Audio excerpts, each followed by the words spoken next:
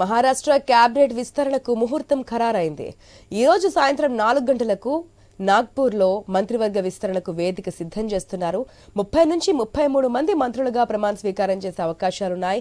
BJP కోటాలో 20 మంది, శివసేన కోటాలో 13, ఎన్సీపీ కోటాలో 10 మంది మంత్రులు ఉంటారని చెబుతున్నారు. అయితే బీజేపీకి తగ్గే 20 క్యాబినెట్ బెర్తుల్లో కొన్ని ఖాళీగా ఉండొచ్చని అనుకుంటున్నారు. నవంబర్ 23న మహారాష్ట్ర ఫలితాలు వచ్చాక 12 రోజుల తర్వాత సీఎంగా దేవేంద్ర ఫడ్నవీస్, డిప్యూటీ సీఎంలుగా ఏక్నాథ్ షిండే, అజిత్ పవార్ ముగ్గురే ప్రమాణ స్వీకారం చేశారు.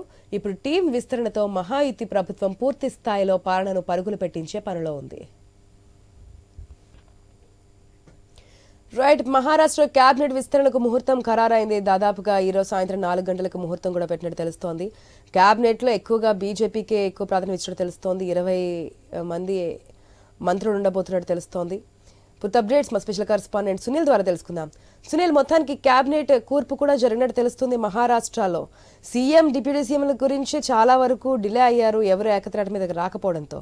మొత్తానికి అది క్లారిటీ వచ్చిందంటే ఈ రోజు మంత్రివర్గ కూర్పు కూడా జరగబోతున్నట్టు తెలుస్తోంది. డీటెయిల్స్ ఏంటి?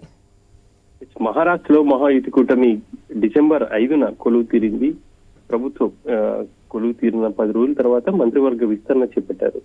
డిసెంబర్ 5వ తేదీన సీఎంగా ఫడ్నవీస్, డిప్యూటీ సీఎంగా ఏక్నాథ్ షిండే, అదేవిధంగా పవార్ ముగ్గురు కూడా ప్రమాణ స్వీకారం చేశారు. ఇక మంత్రివర్గ విస్తరణకు సంబంధించి కూటమి నేతలు సుదీర్ఘంగా చర్చించారు. ఆ తర్వాత ఎవరికి ఏ పదవులు కట్టబెట్టాలి అన్న అంశాలకు సంబంధించి కావచ్చు, ఎవరికి ఎన్ని పదవులు ఇవ్వాలి అనేది ప్రధానంగా చర్చించారు. ఇక ఈ రోజు సాయంత్రం మంత్రివర్గ విస్తరణకు ముహూర్తం ఖరారైంది. సాయంత్రం ఎవరెవరు మంత్రులుగా ప్రమాణ స్వీకారం చేయబోతున్నారు అనేది చూడాలి. ఇక మహారాష్ట్ర క్యాబినెట్ లో 43 మందిని మంత్రులుగా తీసుకునే ఛాన్స్ ఉంది. కానీ ఈసారి పూర్తి స్థాయి మంత్రివర్గాన్ని కాకుండా దాదాపుగా 30 నుంచి 33 మంది వరకు కూడా మంత్రివర్గంలో తీసుకునే అవకాశం ఉన్నట్టు తెలుస్తా ఉంది. ప్రమాణ స్వీకార కార్యక్రమానికి అన్ని ఏర్పాట్లు కూడా పూర్తయ్యాయి. ఇక బీజేపీకి సంబంధించి 20 మంది మంత్రులుగా ప్రమాణ స్వీకారం చేయబోతున్నారు.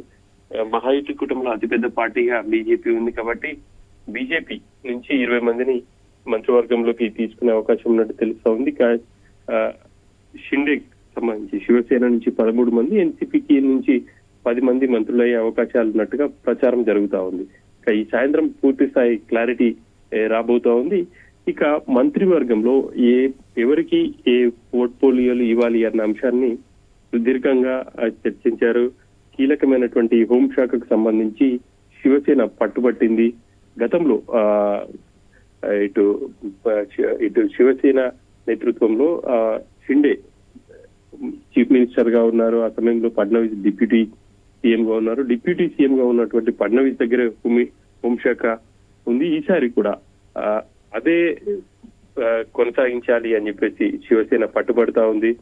చీఫ్ మినిస్టర్ బీజేపీ నుంచి ఫడ్నవీస్ ఉన్నారు కాబట్టి ఇప్పటికే డిప్యూటీ సీఎం గా షిండే ప్రమాణ స్వీకారం చేశారు. ఆ పోర్ట్ఫోలియోను శివసేన కోటాలో ఆయనకు ఇవ్వాలి అని చెప్పేసి అడుగుతున్నారు. ఆ మేరకు ఒక ఒప్పందం కూడా కుదిరినట్టు తెలుస్తా ఉంది. ఒకవేళ హోంశాఖ షిండేకి అప్పగించే అవకాశాలు అయితే కనిపిస్తున్నాయి. మరి సాయంత్రం వరకు ఏం జరగబోతుంది చూడాలి. ఇక ఎన్సీపీకి సంబంధించి పవర్ కు వర్గానికి సంబంధించి కూడా 10 మంది మంత్రులు అయ్యే అవకాశం ఉంది. ఆ 10 మంది మంత్రులకు సంబంధించి కూడా ఇప్పటికే ఎన్సీపీ సిఫార్సు చేసింది. ఆ మేరకు వాళ్ళకి ఈ రోజు సాయంత్రానికి మంత్రులు కూడా ప్రమాణ స్వీకారం చేయబోతున్నారు. నాగ్పూర్ లో ఈ ప్రమాణ స్వీకార కార్యక్రమానికి సంబంధించి ఏర్పాట్లు అయితే చేశారు. ఈ సాయంత్రం మహారాష్ట్ర మంత్రివర్గం కొలువు తీరబోతుందని చెప్పుకోవచ్చు. ఆశ.